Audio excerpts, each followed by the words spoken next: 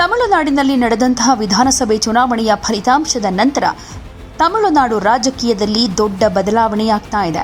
ದ್ರಾವಿಡ ರಾಜಕೀಯದಲ್ಲಿ ಬೇರೂರಿರೋ ಎಐಎಡಿಎಂಕೆ ಹಾಗೆ ಟಿವಿಕೆ ಅನ್ನೋ ಎರಡು ಪಕ್ಷಗಳು ಕೂಡ ಸ್ಪಷ್ಟ ಬಹುಮತ ಪಡೆಯೋದಕ್ಕಾಗಲೇ ಇಲ್ಲ.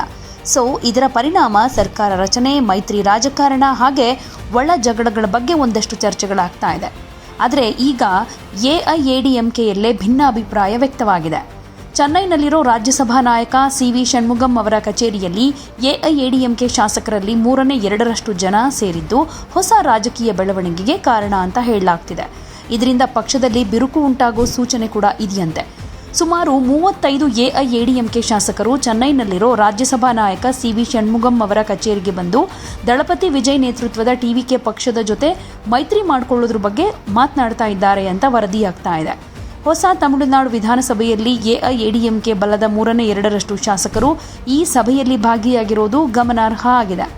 ರಾಜ್ಯಸಭಾ ಸದಸ್ಯರಾಗಿರೋ ಸಿ.ವಿ. ಷಣ್ಮುಗಂ ಅವರು ಮೈಲಂ ಕ್ಷೇತ್ರದಿಂದ ತಮಿಳುನಾಡು ಚುನಾವಣೆಯಲ್ಲಿ ಗೆದ್ದಿದ್ದಾರೆ.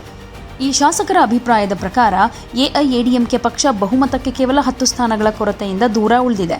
ಈ ಕೊರತೆ ನೀಗಿಸೋದಕ್ಕೆ ಟಿವಿಕೆ ಜೊತೆ ಕೈಜೋಡಿಸೋದು ಒಂದು ರಾಜಕೀಯ ಆಯ್ಕೆಯಾಗಿ ಕಾಣಿಸಿಕೊಳ್ಳುತ್ತೆ.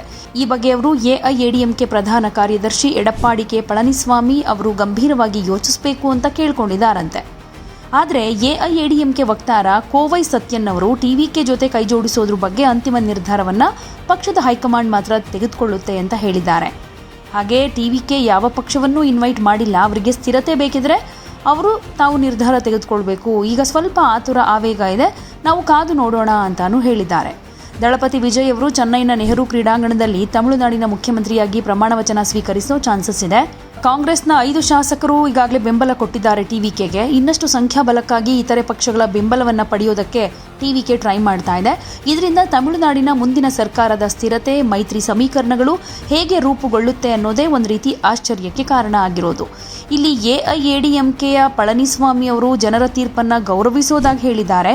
ವಿಧಾನಸಭಾ ಚುನಾವಣೆಯಲ್ಲಿ ನಮ್ಮ ಪ್ರಜಾಪ್ರಭುತ್ವ ಕರ್ತವ್ಯವನ್ನು ನಿರ್ವಹಿಸಿದ ಜನರಿಗೆ ಕೃತಜ್ಞತೆ ಅರ್ಪಿಸ್ತೀನಿ ಅಂತ ಹೇಳಿದ್ದಾರೆ.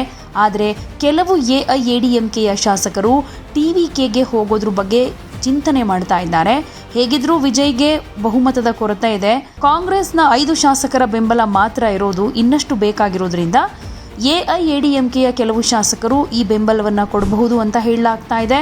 ಒಟ್ನಲ್ಲಿ ಟಿವಿಕೆ ಉದಯ, ಎಐಎಡಿಎಂಕೆಯ ಒಳ ಒತ್ತಡ, ಡಿಎಂಕೆಯ ಕುಸಿತ ಇವೆಲ್ಲ ತಮಿಳುನಾಡಿನ ರಾಜಕೀಯಕ್ಕೆ ಹೊಸ ದಿಕ್ಕನ್ನ ತೋರಿಸ್ತಾ ಇದೆ ಅಂತಾನೆ ಹೇಳಬಹುದು. ಇನ್ ಕೇಸ್ ಏನಾದರೂ ಎಐಎಡಿಎಂಕೆ ಶಾಸಕರು ಟಿವಿಕೆಗೆ ಬೆಂಬಲ ಕೊಡೋದೇ ಆದರೆ ಬಿಜೆಪಿಗೆ ಒಂದಷ್ಟು ಅಸಮಾಧಾನ ಆಗಬಹುದು. ಯಾಕಂದ್ರೆ ಎಐಎಡಿಎಂಕೆ ಬಿಜೆಪಿ ಜೊತೆ ಮೈತ್ರಿ ಮಾಡಿಕೊಂಡಿದೆ. ಆದರೆ ಇಲ್ಲಿನ ಕೆಲವು ಶಾಸಕರ ನಿರ್ಧಾರದಿಂದ ಮುಂದೆ ಬಿಜೆಪಿ ಜೊತೆಗಿನ ಮೈತ್ರಿಯೂ ಕೂಡ ಕಷ್ಟವಾಗಬಹುದು ಅಂತ ಹೇಳಲಾಗ್ತಿದೆ. ಯಾವುದೇ ಸುದ್ದಿಯ ಅಪ್ಡೇಟ್ ಅನ್ನ ಮಿಸ್ ಮಾಡ್ಕೊಳ್ಬಾರ್ದು ಅಂದ್ರೆ ಈಗ್ಲೇ ಒನ್ ಇಂಡಿಯಾವನ್ನ ಸಬ್ಸ್ಕ್ರೈಬ್ ಮಾಡಿ. ನಿಮಗೆ ಬೇಕಾದ ಭಾಷೆಯಲ್ಲಿ ಎಲ್ಲಾ ಸುದ್ದಿ ತಿಳಿಬೇಕು ಅಂದ್ರೆ ಒನ್ ಇಂಡಿಯಾ ಆಪ್ ಅನ್ನ ಡೌನ್ಲೋಡ್ ಮಾಡ್ಕೊಳ್ಳಿ.